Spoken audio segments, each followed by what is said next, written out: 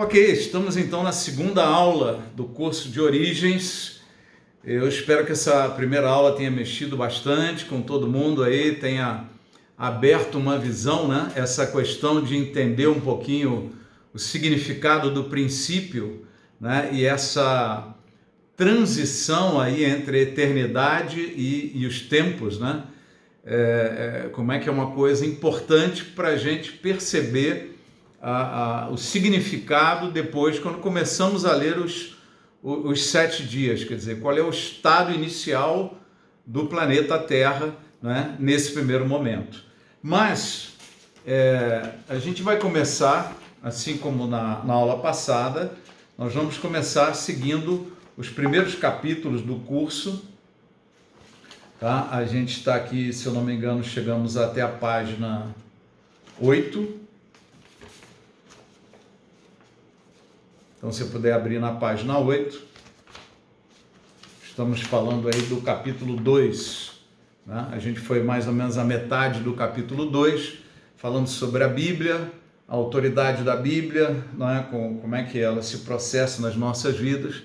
E é um tema assim, muito importante, porque quando a gente começa a estudar a palavra de Deus, é preciso entender o que é a palavra de Deus, qual o propósito dela nas nossas vidas, né? E a gente veio trabalhando um tema que seria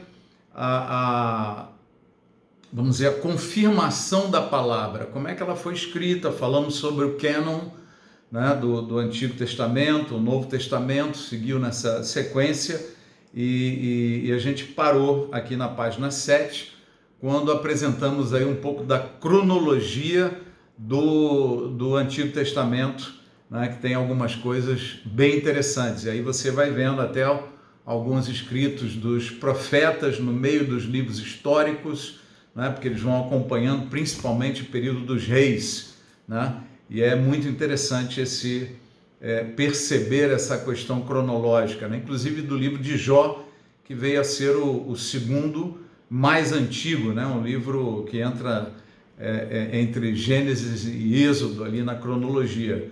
E lembrando que a Bíblia dos judeus, o Antigo Testamento dos judeus, é exatamente o nosso Antigo Testamento, com um detalhe de que a Bíblia judaica, na Torá, ou as Escrituras, eles são escritos ou são registrados em ordem cronológica.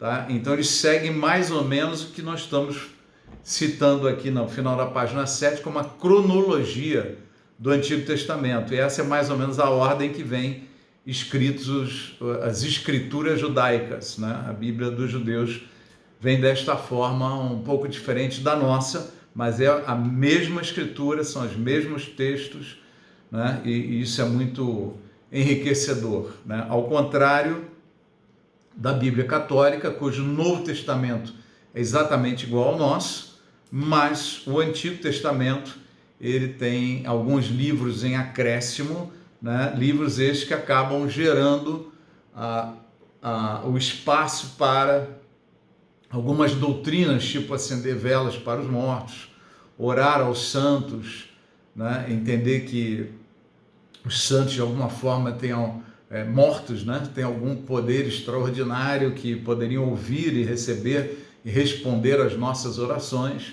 como que pessoas de diversas partes do mundo fazendo pedidos ao mesmo tempo para esses santos mortos que poderiam ouvir as nossas orações simultaneamente, né? Como se fossem onipresentes, oniscientes, pudessem acompanhar de raciocínio 20, 30, 100, 200 pessoas falando com eles ao mesmo tempo. Então são doutrinas, né, que inclusive a adoração de imagens, tudo que acabam saindo muito desses livros apócrifos na Bíblia católica, que não constam do Antigo Testamento nosso e não constam, eles não fazem parte, né, da Bíblia judaica. Tá? E aqui a gente vem falando um pouquinho sobre o testemunho da Bíblia sobre a própria Bíblia, né? Testificando ou confirmando os seus livros. Então, por exemplo, em Lucas 24:44, né, Jesus disse o seguinte: Foi isso que eu lhes falei enquanto ainda estava com vocês. Era necessário que se cumprisse tudo o que a meu respeito está escrito na lei de Moisés, nos profetas e nos salmos. Então Jesus, com essa frase, ele afirma que os livros proféticos, que os 5 livros de Moisés, né, e os salmos, todos fazem parte da inspiração divina e são palavra de Deus para o homem, né? Fazem parte da Bíblia. Lucas 11:50, pelo que esta geração será considerada responsável pelo sangue de todos os profetas derramados desde o princípio do mundo, desde o sangue de Abel até o sangue de Zacarias, que foi morto entre o altar e o santuário, né? Então você vê isso daí, que essa morte de Zacarias, né? Está no último livro de Crônicas, né? Mostrando que a Bíblia vai desde Abel, ou seja, de Gênesis, primeiro livro, até o último livro histórico, que é o de 2 Crônicas, né? E os profetas e livros poéticos são parte dos livros históricos, eles estão inseridos, né, dentro da história destes, citada nos livros históricos, tá? Então aqui é uma outra confirmação de Jesus para todo o Antigo Testamento, consolidando ele como palavra de Deus, né? Aí tem os livros não canônicos, quer dizer, que não foram aprovados dentro do cânon, dos critérios do cânon, que a gente já citou atrás, né? Tem uma menção de alguns deles.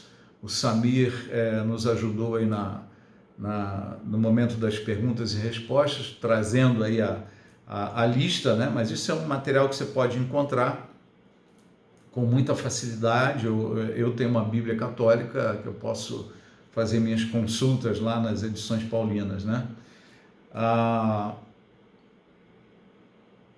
Bom, então vamos lá. No Novo Testamento foi agregado ao cânon, né, aos critérios do cânon, o que foi chamado de teste de apostolicidade. Quer dizer, tem que ter um conteúdo apostólico, tem que fazer sentido apostólico, ele tem que ter uma base apostólica na sua mensagem, na informação que nos é trazida. Então, por exemplo, em Efésios 2:20 está escrito assim: como cidadãos dos santos e membros da família de Deus, edificados sobre o fundamento dos apóstolos e dos profetas, tendo Jesus Cristo como pedra angular. Tá? Muitas vezes, ou eventualmente, a gente encontra a citação de profeta no Novo Testamento, se referindo a todos que falaram no Antigo Testamento, tá? Como todo o Antigo Testamento, né, veio de profetas, né? Então, tendo Jesus Cristo como pedra angular. Então, ele fala da palavra de Deus, né, da igreja, sendo edificada sobre o fundamento dos apóstolos e dos profetas. Quer dizer, a igreja está baseada no Antigo Testamento e no fundamento dos apóstolos, né? Tendo Jesus Cristo como pedra angular. Então, tudo que você vai ver sobre doutrina, sobre a formação da vida da igreja hoje, do conteúdo para nós hoje, a base fundamental são as cartas, as epístolas, né, que nos dão o fundamento dos apóstolos. Essa é a base, a estrutura da vida da igreja. Tá? Então a gente tem que tomar cuidado um pouco quando se pega um texto do Antigo Testamento e começa a se trazer uma palavra e a gente quer aplicar ipsiliter ao dia de hoje, e muitas coisas não são aplicáveis. Muitas mensagens baseadas no Antigo Testamento, elas têm que passar pelo crivo da pedra angular, né, que é Jesus. Então, algumas coisas, porque Jesus falou, eu sou a expressão exata do Pai. Quem vê a mim, vê o Pai. Então, se você começa a tomar como base o Antigo Testamento e comparar com Jesus, de repente, alguns começam a dizer, não, o Deus do Antigo Testamento não é o mesmo do Novo, né? Pelo contrário, é exatamente o mesmo. Só que a revelação mais clara e mais exata de quem é Deus, o que ele pensa, o que ele quer, foi trazida através de Jesus Cristo. Tá? Então, crivo da doutrina, de um pensamento, de o que Deus espera de mim, ele tem que passar pelo testemunho de Jesus, pela vida de Jesus, né, por aquilo que ele trouxe para nós. E a base estrutural, fundamental da vida da igreja está nas epístolas, né, que nos são trazidas. Né? Jesus é muito revelado nos 4 evangelhos, e as epístolas são o fundamento dos apóstolos trazido para as igrejas. Tá? Atos 2,42, eles se dedicavam ao ensino dos apóstolos e à comunhão, ao partir do pão e às orações. Então, qual era a dedicação do estudo básico da igreja, o estudo prioritário da igreja? O ensino dos apóstolos. Né? Essa é a base da igreja, essa é a mensagem que a igreja, mais do que tudo, nós devemos, é super fundamental conhecer a Bíblia inteira. Né? Quem fez o curso de escatologia sabe que para entender o Apocalipse você precisa entender o Antigo Testamento, porque a grande maioria das figuras do Apocalipse são reveladas no Antigo Testamento e não no Novo. Então a Bíblia é toda muito importante, fundamental para nós, mas a base da vida da igreja, ela está no Novo Testamento, ela está principalmente nas epístolas, né? Ela está nos evangelhos, quando a gente olha para Jesus, porque ele é a pedra angular, né? É sobre ele que a gente constrói todo o nosso conhecimento, a nossa doutrina, o nosso entendimento, a nossa visão de Deus. Né? Se você prega alguma coisa que não é parecida com Jesus, joga fora. Né? Como tem gente que acaba se esquecendo disso, deixando essas coisas de lado e começam a colocar coisas do Antigo Testamento dentro de casa. Tem que ter um mezuzá, tem que ter isso, tem que ter aquilo, bota na cozinha, bota onde, senão tua casa não está protegida. Isso daí não tem nada a ver, gente. Tá? Jesus é a pedra angular, todas as figuras do Antigo Testamento, né, eram sombras de uma realidade ou de realidades reveladas e trazidas à tona no Novo Testamento através de Jesus Cristo. Tá? E o ensino dos apóstolos nos passa essa base fundamental. Tá bom? Então não nos deixemos desviar. Gálatas 1:1, Paulo, apóstolo enviado, não da parte de homens, nem por meio de pessoa alguma, mas por Jesus Cristo e por Deus Pai, que o ressuscitou dos mortos. Então aqui é um crivo do apostolado, né? Paulo, apóstolo enviado, né? Não da parte dos homens, quer dizer, ele não estava entre aqueles 12 do início, né? Não foi o que foi tirado no palitinho. É uma história que a gente não vai aprofundar aqui, mas em outro módulo, em outro momento, outro curso na frente, tá? Mas Paulo, né, é como um apóstolo fora do tempo, né? A Bíblia identifica ele desta forma, né? É como um nascido fora do tempo, né? Então foi levantado depois, mas foi um apóstolo chamado na palavra por apóstolo dos gentios e reconhecido por Pedro, né? O Apocalipse 2:2, conheço as suas obras, o seu trabalho árduo e a sua perseverança. Sei que não pode tolerar homens maus, que pôs à prova os que dizem ser apóstolos, mas não são, e descobriu que eles eram impostores. Então, o que é importante para nós recebermos a palavra? O teste de apostolicidade, né? Tem que ter esse teste para ser inserido no Novo Testamento. Tá? E esse é um critério da escolha dos livros inscritos e registrados aqui no Novo Testamento. Né? Mateus, aí os 4 evangelhos, né? Todos eles falam de Jesus, como a gente já falou. Né? As epístolas passam fundamentos dos apóstolos para a igreja, mas Jesus, ele é a pedra angular, é a base, tudo está construído sobre Jesus. O ensino dos apóstolos está construído sobre Jesus, que é a revelação exata do Pai. Não pensa que o Pai é diferente de Jesus, o Pai é durão, Jesus é a macia e tal, não. Jesus é a imagem exata do Pai, né? E ele nos disse isso com clareza, dizendo: tudo que eu vos digo, eu recebi do meu Pai, né? E nada eu falo por mim mesmo, tudo que eu falo, eu estou falando da parte do Pai, né? Então, quando você vê nos 4 evangelhos, uma observação interessante é que Mateus, ele apresenta Jesus um pouco mais, não é, como o Messias, especificamente o Messias. Foi escrito com foco nos judeus. Os judeus têm que enxergam Jesus com mais clareza no livro de Mateus. O livro de Marcos, né, ele é apresentado um pouco mais como conquistador e servo, né? Foi um livro escrito assim um pouco dirigido aos romanos, né? Porque ele apresenta Jesus como conquistador. Lucas apresenta Jesus como homem. Foi escrito pensando nos gregos, né? É a humanidade de Jesus, o lado, as características humanas de Jesus, que ele veio como homem, né? Ele veio como Messias, ele veio como conquistador, veio como servo, veio como homem, e Jesus era Deus, né? A identidade dele, veja, quando Jesus entra neste universo, né, no planeta Terra, ele entra pela porta de entrada do planeta, que é o quê? É o ventre de uma mulher. Então a Bíblia diz que ele se fez homem e viveu como homem, né?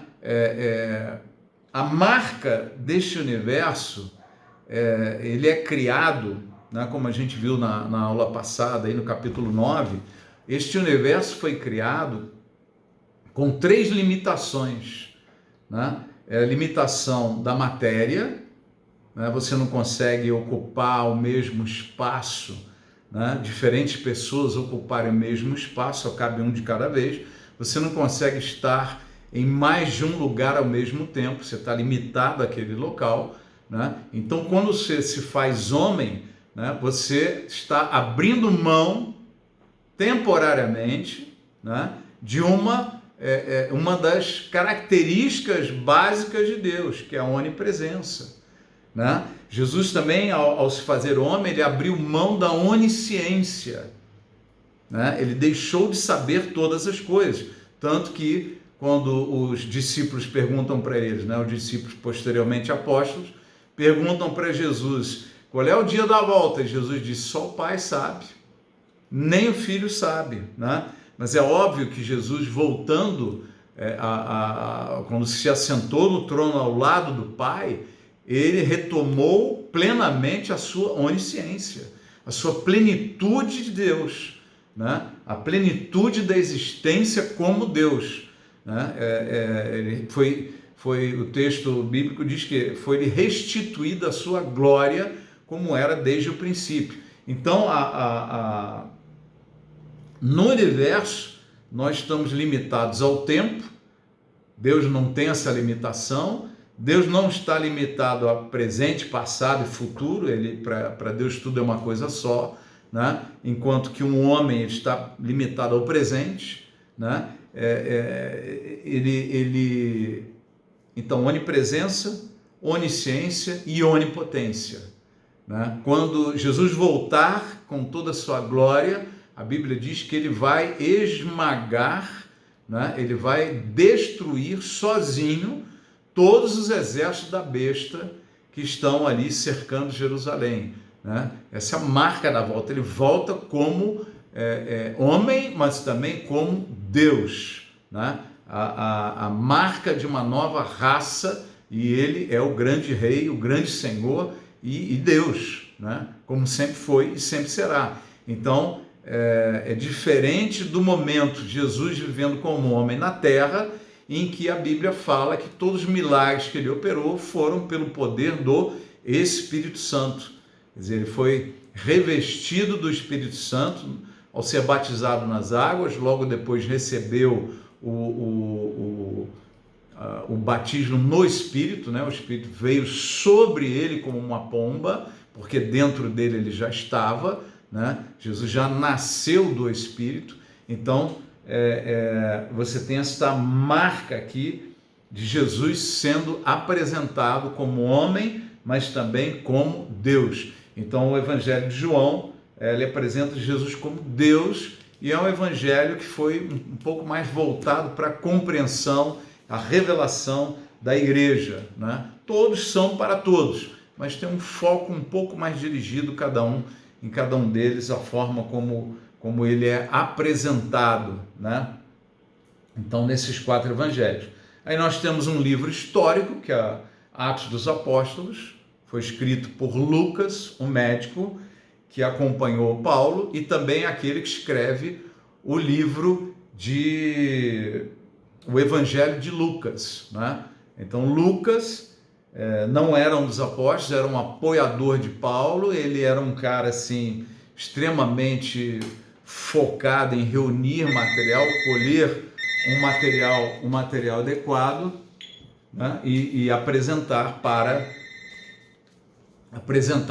as pessoas, né? Com uma riqueza de detalhes muito grande, muito poderosa, né? Este evangelho de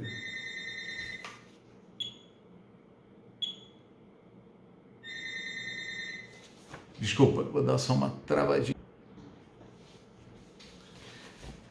Tá? Então esse autor, né, Lucas, o médico que acompanhou Paulo, foi um discípulo de Paulo. Ele era um cara que sabia assim muito criteriosamente ir atrás de detalhes, de minúcias, um historiador, né? E relatar com precisão e clareza uma série de detalhes que ele foi colhendo, né, ao longo do ministério, falando com os apóstolos, os que conviveram com os apóstolos, falando com Paulo e procurando relatar tudo neste Evangelho de Lucas, né? Epístolas de Paulo, né? São 14 livros, começa aí com Romanos, né? E vai seguindo, você pode virar para a página 9.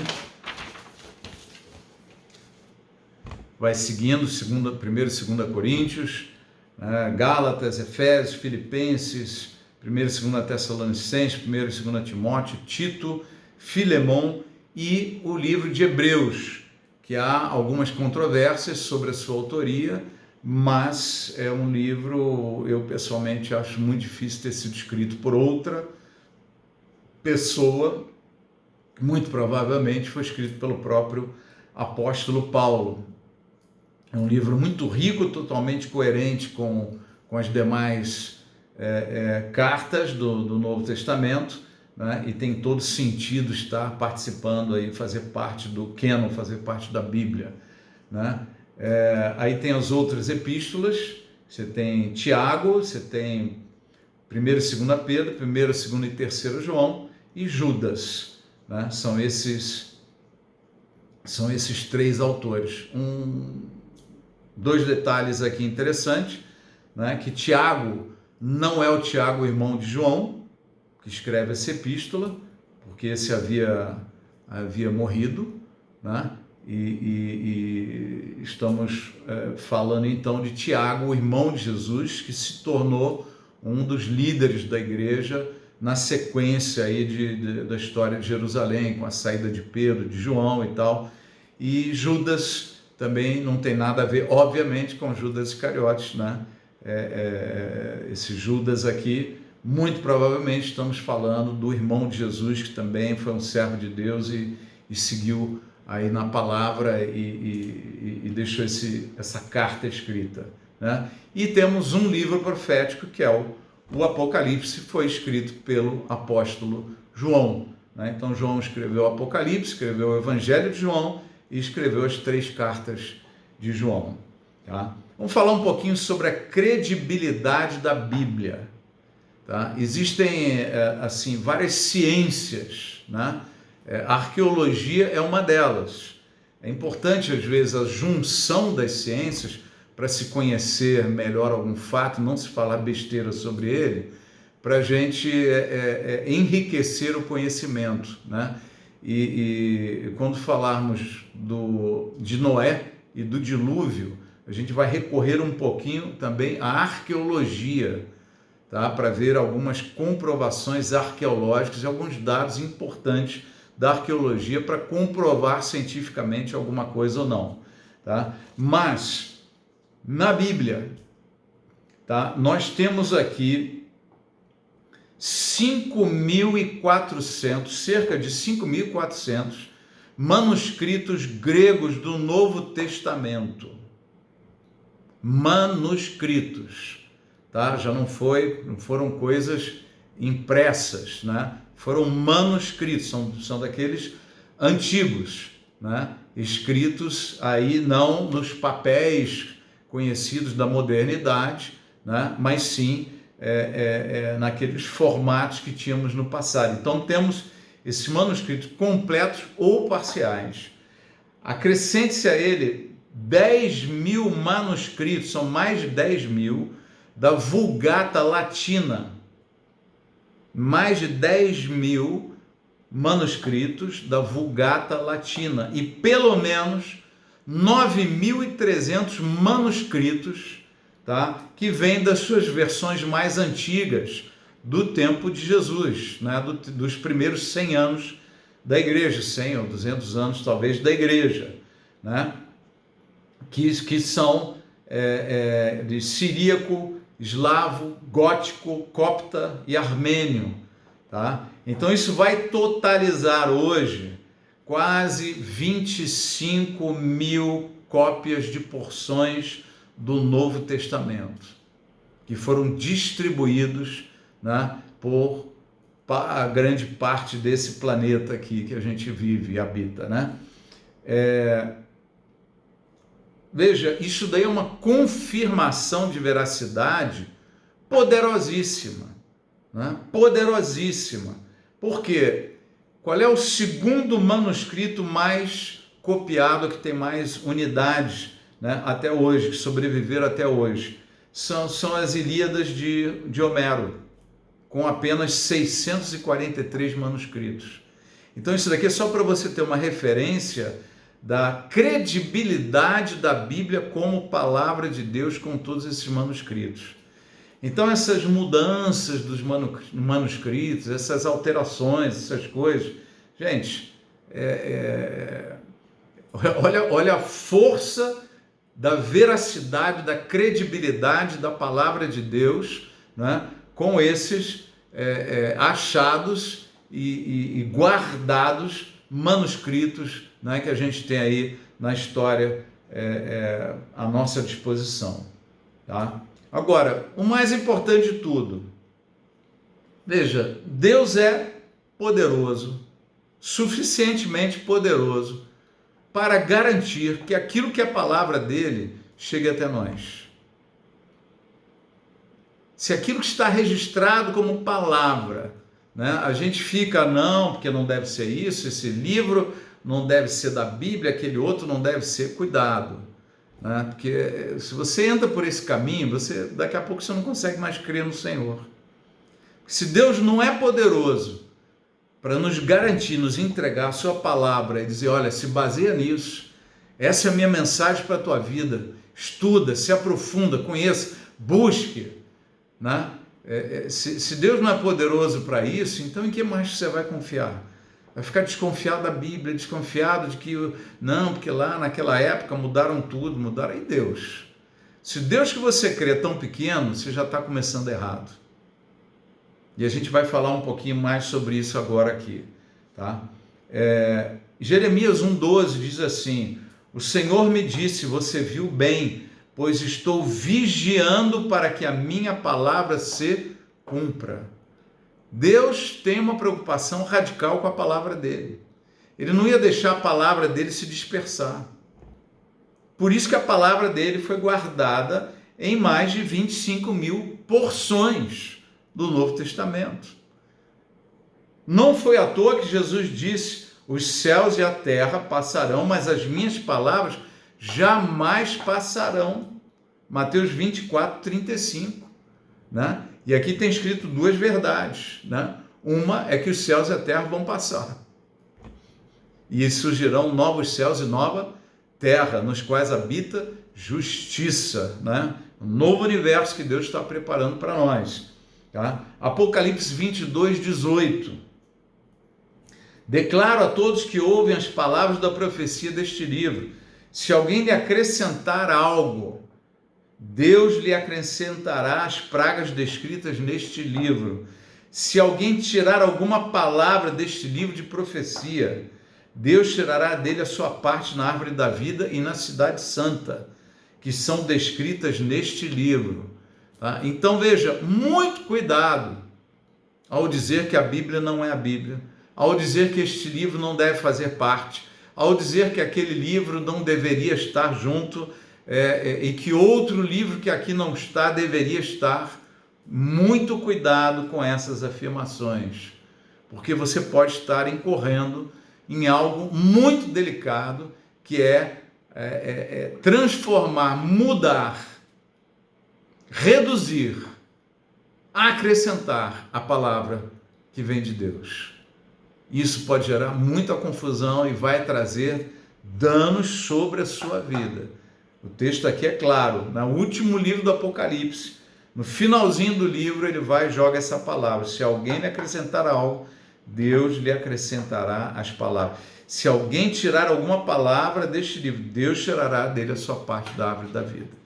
Então tem gente que fala, Apocalipse não serve para nada, porque ninguém entende, não sei o quê. Cuidado, né? Porque o livro de Lucas, acho que não foi inspirado.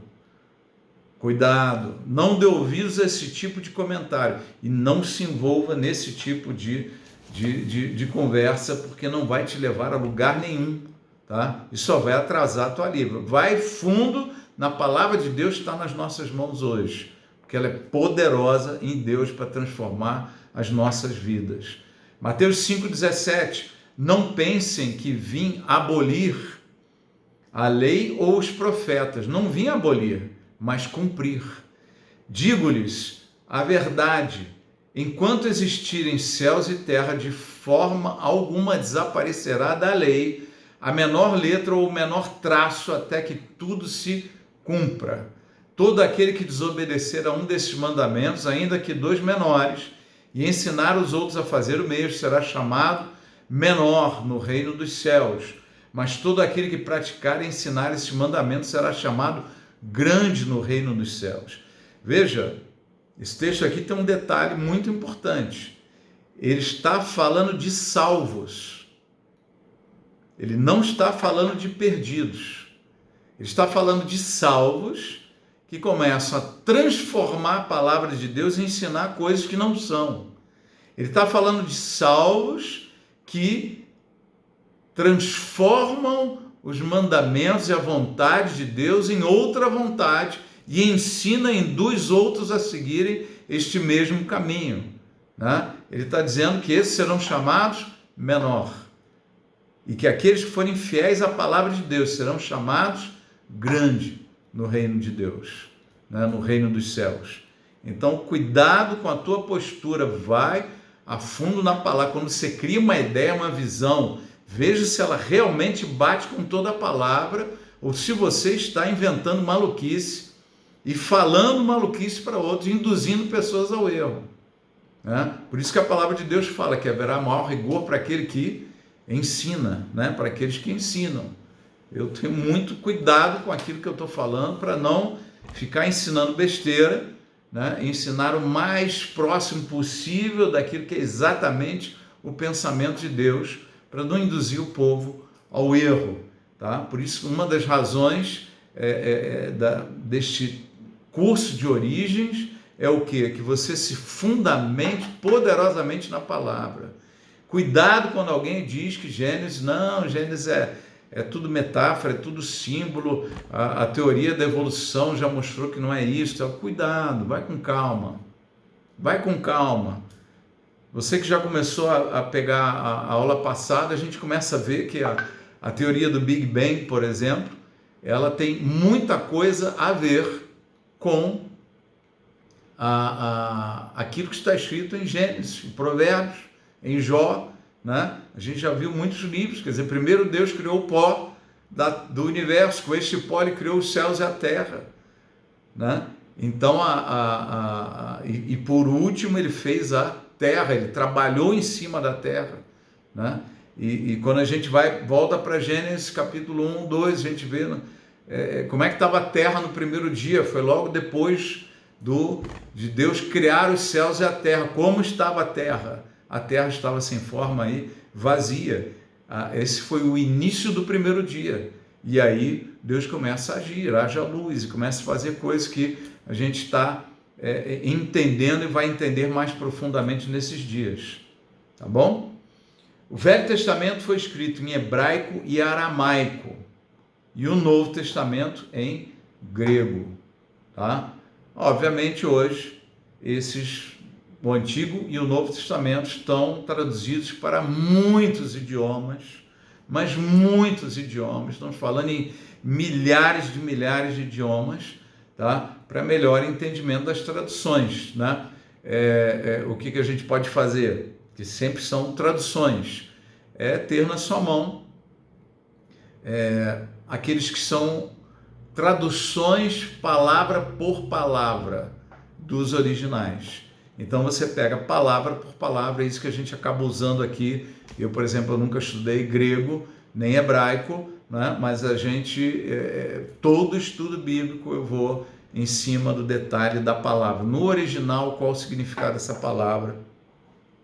Qual o significado deste verbo? Né? Tinha alguma preposição aqui? Não tinha? Tem? Quais os possíveis sentidos desse texto? Né? E isso vai enriquecendo muito o nosso estudo e nos dando mais segurança, né, naquilo que estamos ministrando. Pode virar aí, a gente está com 36 minutos, vamos avançar um pouquinho mais, né? Agora no capítulo 3. A Bíblia é a palavra de Deus. Né? Como a gente já viu, o autor da Bíblia é Deus, o Espírito Santo, e a gente depende dele para termos revelação. Para entender a palavra, a gente depende da revelação de Deus. Né? 2 Timóteo 2,15 nos informa o seguinte: procura apresentar-te a Deus aprovado como obreiro de que não tem de que se envergonhar. Ele está falando aqui do testemunho. Se apresenta a Deus como alguém que tem um bom testemunho, que vive uma vida, né, o mais possível coerente com a palavra, alguém que está procurando se desenvolver, melhorar a cada dia, né? E essa é uma tônica da nossa vida. Nós podemos melhorar a cada dia, nós podemos nos desafiar, né? Talvez eu não consiga estar naquela perfeição, mas eu posso amanhã estar um pouco melhor do que hoje, eu posso hoje ser um pouco melhor do que ontem, né? Então esse objetivo de continuar crescendo, continuar buscando, né, é uma obsessão dos homens e mulheres de Deus. Deixa isso tomar o seu coração, né? Aparentes tropeços ou fracassos não podem te parar, né? Não existe fracasso na vida de um homem de Deus, né? Existem resultados ruins que você pode melhorar e vai fazer melhor. Simplesmente não desista, persevere, siga adiante, que Deus vai abençoar os teus caminhos, vai te dar a vitória. Tá? Mas que maneja bem a palavra da verdade. Então esse é um desafio para todo homem e mulher de Deus. Maneje bem a palavra da verdade. O que é manejar bem a palavra? Né? Em algum sentido, esta função foi trazida como aquele o gerente de uma casa muito grande, né? O mordomo da casa. A mordomia na palavra de Deus é o que? O mordomo, alguém pede para ele doce, que doce que tem aí, ele sabe, e ele sabe ir lá no estoque e achar onde estão esses doces, ele sabe onde estão os talheres, ele sabe onde estão os produtos de limpeza, ele sabe onde estão as toalhas, onde está a roupa de cama, onde está a lâmpada para trocar, uma vela que precisa colocar aqui e ali, onde está uma tinta de reserva que foi pintada. Ele sabe tudo, esse é o bom mordomo, né? O que isso quer dizer com a palavra de Deus? Manejar a palavra de Deus quer dizer o quê? Vai falar sobre casamento. Eu sei o que a Bíblia fala sobre casamento e eu sei onde está, eu vou até lá e busco. Fala sobre vícios, eu sei o que a Bíblia fala sobre vícios.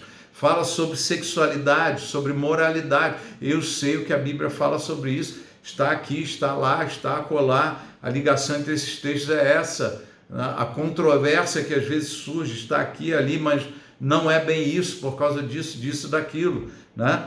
Essa é a mordomia, o manejo da palavra. Eu sei onde estão as coisas, né? Como é que foi a criação? Pô, não tenho a menor ideia. Eu tenho a maior confusão na minha cabeça. Cara, não, eu sei onde está na palavra, vai lá e busca, né? Maneja bem a palavra de Deus, isso é um desafio para todos nós, tá? Marcos 12:36, eu pulei 1 Tessalonicenses 2:13, né? Também agradecemos a Deus, sem cessar o fato de que, ao receberem da nossa parte a palavra de Deus, vocês a aceitaram não como palavra de homens, mas conforme verdadeiramente é, como palavra de Deus, que atua com eficácia em vocês, os que creem. Então a palavra de Deus não é palavra humana, ela é palavra vinda de Deus. Quando você prega a palavra, você deve esperar a manifestação poderosa de Deus, que Deus está com a sua palavra. Ele zela pela sua palavra, ele atua na sua palavra. Então, se eu estou pregando a palavra de Deus, eu espero que aconteça o que com as pessoas? Que elas sejam transformadas. Por quê? Porque a palavra de Deus atua com eficácia em nós. Nós quem? Os que creem. E os que creem o quê? Que essa palavra veio de Deus e não de homens. Amém? Esse é o poder da palavra, crer que ela veio de Deus e que ela opera com eficácia para nos transformar, tá? Marcos 12:36, o próprio Davi falou pelo Espírito Santo, disse o Senhor ao meu Senhor, assenta-te à minha direita, até que eu ponha os teus inimigos debaixo dos seus pés. Então homens falando por parte do Espírito Santo, são coisas que Deus está falando, a palavra de Deus é Deus falando. Hebreus 3:7-8, né? Assim, pois, como diz o Espírito Santo, hoje se ouvis a sua voz, não endureçais o vosso coração, né? Um coração aberto para a palavra de Deus, para receber a palavra. Atos 4:24-25, ouvindo isso, levantaram juntos a voz a Deus, dizendo: ó soberano, tu fizeste os céus e a terra, o mar e tudo que neles há. Tu falaste pelo Espírito Santo por boca do teu servo, nosso pai Davi, né? Então, mais uma palavra mostrando, a Bíblia é totalmente inspirada por Deus, é um livro de Deus, é Deus falando através de homens com os homens, tá? Mas é palavra de Deus e não de homens, né? Mateus 5:18, digo-lhes a verdade, enquanto existirem, já lemos esse texto hoje, né? Não vou aqui repetir a mesma coisa, mas são palavras de Deus, Jesus dizendo, são minhas palavras, as minhas palavras não passarão, né? Não é palavras de homens, são as minhas palavras. O caráter da pregação de Paulo é muito importante para ver como a gente deve enxergar a Bíblia, como a gente deve ministrar a palavra de Deus. 1 Coríntios 2:1, eu mesmo, irmãos, quando estive entre vocês, não fui com discurso eloquente. Preste atenção nas coisas, dizendo que ele não fez. Não é que ele nunca possa ir, tá? Ele pode ir, mas a base do chamado dele não estava focada em discursos eloquentes. Às vezes a gente aprende muito como impostar a voz, como falar, como tal. São coisas boas para você conquistar a atenção das pessoas, para que facilite a sua didática corporal, a que a pessoa absorva aquilo que você está ministrando. Mas não é o fundamento do teu chamado. O fundamento de ministrar, ensinar, profetizar, evangelizar, não é esse o fundamento, né? Nem com muita sabedoria para lhes proclamar o mistério de Deus, tá? O foco não é o conhecimento deste mundo, não é a sabedoria deste mundo, né? Pois decidi nada saber entre vocês a não ser Jesus Cristo e este crucificado. né? Então Paulo falando, quando eu estive em Corinto, o meu foco foi esse aqui, né? E foi com fraqueza, temor e com muito tremor que estive entre vocês. Minha mensagem, minha pregação não consistiram de palavras persuasivas de sabedoria, mas consistiram de demonstração do poder do Espírito, para que a fé de vocês não se baseasse na sabedoria humana, mas no poder de Deus. Tá? Então, a nossa preocupação quando ensinamos para alguém é que a fé da pessoa seja baseada no poder de Deus e não numa sabedoria humana, não em conhecimento humano. Então não é para usar nada disso, não pode usar estratégia, não pode usar eloquência. Não, não é isso que a Bíblia está dizendo aqui. Tem gente que pega esse texto e diz que isso está fora. Não é isso. Por exemplo, Paulo, quando chega numa cidade grega, ele vê lá diversos deuses. Eles eram politeístas, são politeístas até hoje. Mas para pregar aos gregos, o que Paulo fez?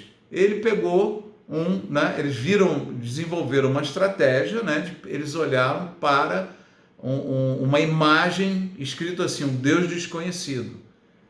E a estratégia de Paulo para evangelizar, olha, hoje eu vim falar para vocês desse Deus desconhecido, porque vocês não conhecem ele. E eu vim falar deles. Aquele Deus desconhecido era o Deus verdadeiro? Não, era o Deus desconhecido. E Paulo usou uma estratégia para chegar nele.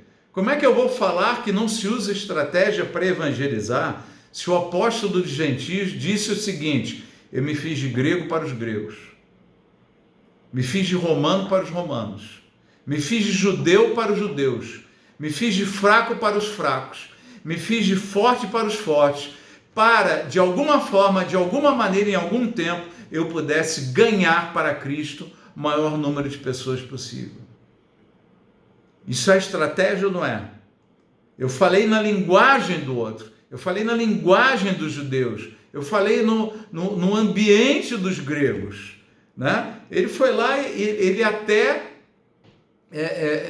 aceitou que se fizesse, né, nossa, me escapou aqui a cirurgia do prepúcio, né? Ele até aceitou que se fizesse a circuncisão, né? Para poder criar um ambiente mais próximo para pregar para os judeus e ensinar para eles a graça de Deus. Então ele procurou quebrar as barreiras, se adaptou, se modelou, você não vai pregar para um surfista numa linguagem super eclética que você usaria talvez para ministrar para um grupo universitário. Não estou chamando surfista de burro, estou dizendo que a linguagem é outra. Às vezes você pode ter um grupo de intelectuais surfistas, né? É outra história. Entendo o que eu estou dizendo, né? Então, você não vai pregar para crianças numa linguagem totalmente adulta em que elas não vão conseguir acompanhar, não é atraente para elas, né? Então, conforme o grupo, você se adapta, você se modela para alcançar o máximo. Então, o texto aqui não está dizendo que não é para ter eloquência, não está dizendo que não é para ter estratégia, não é para saber qual o melhor marketing, entre aspas, para alcançar determinado tipo de pessoas, né? Não é isso que ele está dizendo, mas ele está dizendo que o foco é o quê? Jesus Cristo e esse crucificado. O foco é o quê? É o poder da palavra de Deus. O foco é o quê? Quando eu falo da palavra, quando eu ministro a palavra, ela se torna uma demonstração do poder de Deus, muito mais que de sabedoria humana, tá?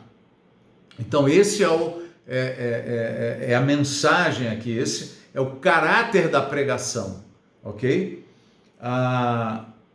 Outra coisa, a palavra de Deus tem informações muito interessantes que acabam ensinando alguns dos antigos a buscar informações científicas, né? Por exemplo, no tempo em que achavam que a Terra era quadrada, que era como se um precipício tivesse no final dele, que tinha um deus Atlas segurando a Terra, que tinham 4 elefantes gigantescos que sustentavam o planeta, né? Outras teorias que eram sobre tartarugas, né? Então tinham esses expedientes supostamente científicos, né, de interpretação do que dizia.